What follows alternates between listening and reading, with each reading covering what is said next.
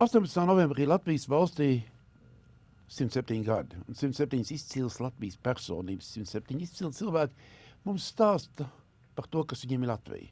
Atbild uz jautājumu, ko tev nozīmē Latvija.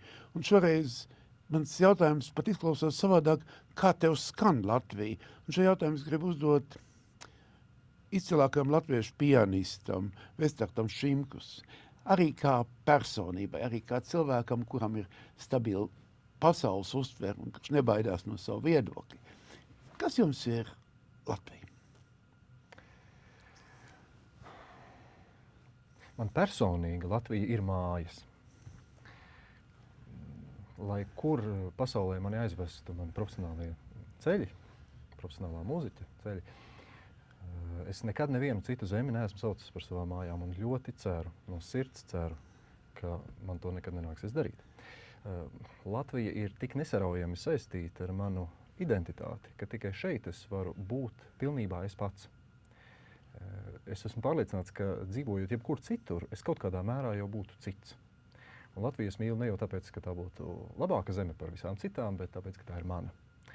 Un man kā mūziķim, radošas profesijas pārstāvim, Latvija ir galvenais iedvesmas avots ar savu ainavu, ar tām putnu dziesmām, kas tajā ainavā skan, ar tiem unikāli gleznainajiem mākoņiem, kādus mēs redzam pie Latvijas debesīm, spilgtajiem gadalaikiem, dabas dzīvīguma veldzējošo mieru un, protams, skaistajām cilvēku sejām, kas šajā ainavā ir redzētas jau gadsimtiem. Un tie ir cilvēki, kas cauri laikiem ir pratuši novērtēt un saglabāt Latvijas dabas skaistumu, dzīvojot saskaņā ar to.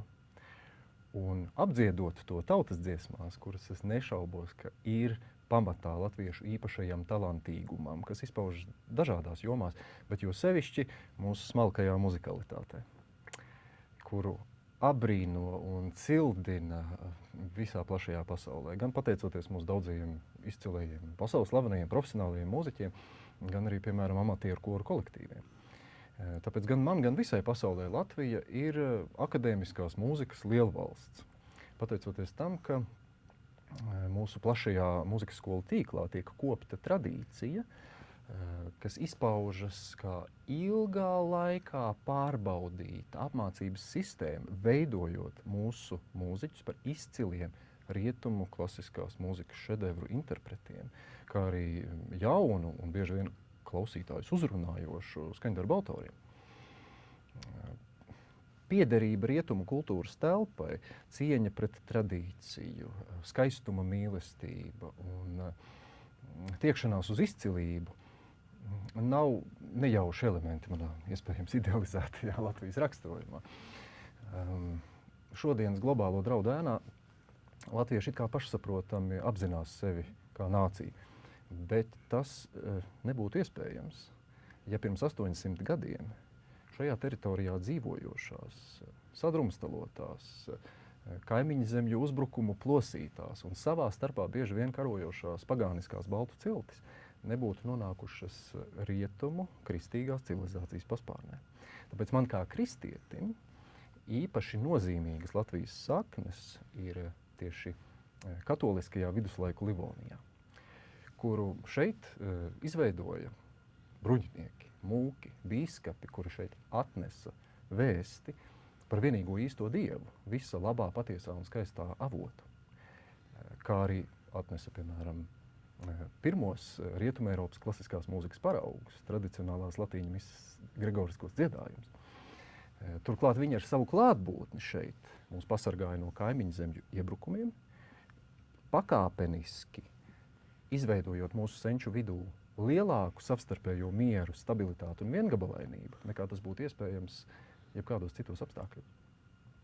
Tādējādi man Latvija nav iedomājama bez kristietības klātbūtnes un bez kristīgajiem tikumiem un no tiem izrietošās dievišķās kārtības, kas īpaši svarīga bija arī Latvijas Republikas dibinātājiem, kuri par mūsu valsts himnu izvēlējās dziesmu, kas ir lūgšana Dievam.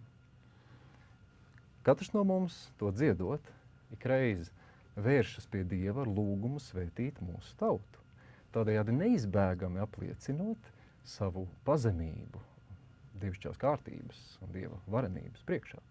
Jo tikai turoties pie visu vērtību pamatiem un Dieva vārdu, vērtējot augstāk par cilvēku lēmumiem, mēs varam būt patiesi brīvi un dot to vislabāko arī mūsu Latvijai un viens otram.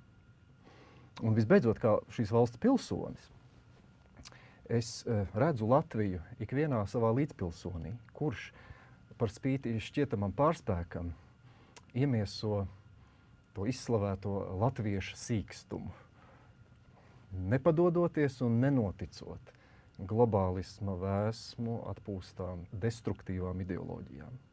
Un tas ir iespējams.